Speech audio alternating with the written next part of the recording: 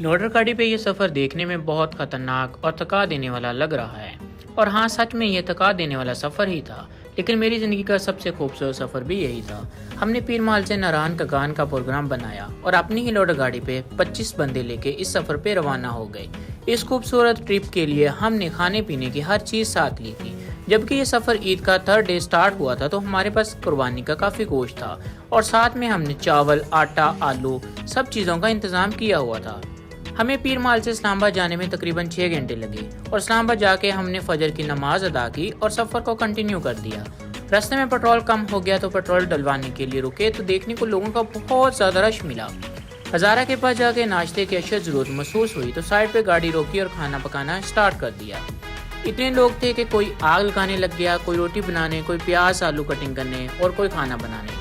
खाना तैयार हुआ तो सबने मिलकर खाना खाया। सालन बहुत ही वीआईपी बनाया था, मज़ा आ गया खाने का। एबटाबाद के पास से गुजरे तो पहली टनल में सोया ही रह गया। जब टनल से बाहर निकला तो उठ के देखा तो टनल खत्म हो गई थी। फिर सेकंड टनल को पूरा एंजॉय किया और फिर सो गया। जब उठा तो पता चला कि बालाकोट के रास्ते में आने वाले चश्मों पे गाड़ी रोकेंगे, लेकिन इत्तेफाक ऐसा हुआ कि चश्मे सूखे पड़े थे और ऊपर से जो हमारे पास पानी था वो खत्म हो गया था। मेरा तो गला पूरी तरह खुश्क हो गया था। फिर चलते चलते नारायण से थोड़ा पीछे एक ठंडे पानी का रिसोर्स मिला तो पानी पिया, मुंह हाथ धोया और जान में जान आई।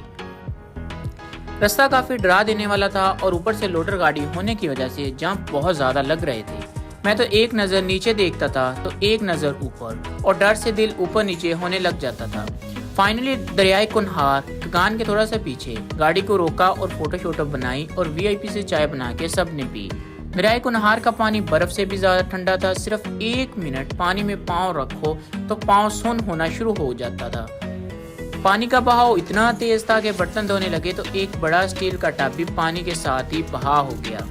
इसके करीब 2500 साल पुराना दरख्त था जिसे देखने का बड़ा तजस्सुस था और इस तजस्सुस को खत्म करने के लिए देखने चला गया, लेकिन इतनी सीढ़ियां ऊपर गया कि सारी एनर्जी खत्म हो गई और बीच में ही दरख्त देखे बगैर वापस आ गया। खैर, इस जगह बहुत ज्यादा एंजॉय किया और फिर आगे कगान की तरफ रवाना हो गए। कगान की तरफ जाते हुए बहुत बुरा ट्रैफिक जाम लगा हुआ था और ऊपर से रास्ते भी बहुत खतरनाक थे। खैर, कगान में एक जगह रुक के रात का खाना खाया और गाड़ी में ही सो गए। फिर सुबह नारायण की तरफ रवाना हो गए। रास्ते में कुछ बहुत ही खूबसूरत ग्लेशियर्स देखने को मिले तो वहाँ रुक के फोटो खींची और आगे नारायण को चल दिए। नारायण पहुंचकर एक जगह पे गाड़ी खड़ी की और खाना बनाना शुरू कर दिया। कुछ लोग खाना बना रहे थे और मैं इन खूबसूरत मनाजर को कैप्चर करने में लगा हुआ था। इस खूबसूरत पानी तक पहुंचने के लिए काफी नीचे आना पड़ा था। नीचे आना इजी था लेकिन वापस ऊपर जाना बहुत मुश्किल था। खाना खाकर सैफुल मुल्क झील जाने का प्रोग्राम बनाया और सब लोग जीप गाड़ियों की तलाश में पैदल निकल पड़े।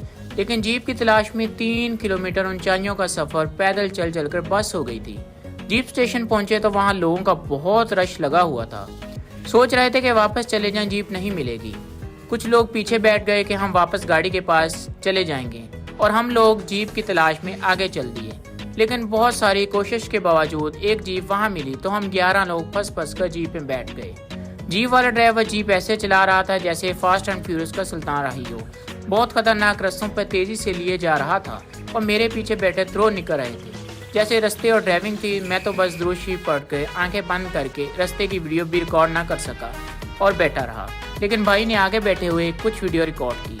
झील पर पहुंचे तो वहां बहुत ज्यादा रश पड़ा हुआ था। खैर, हम झील के पास पहुंच गए और वहां कश्ती पर झील की सैर की।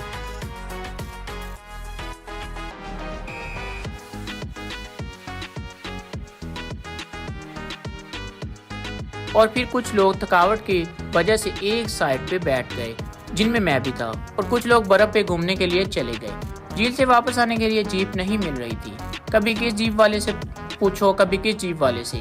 खैर, काफी मेहनतों के बावजूद जीप मिल गई, लेकिन जब जीप चलने लगी तो पता चला कि एक बंदा तो पीछे रह गया है।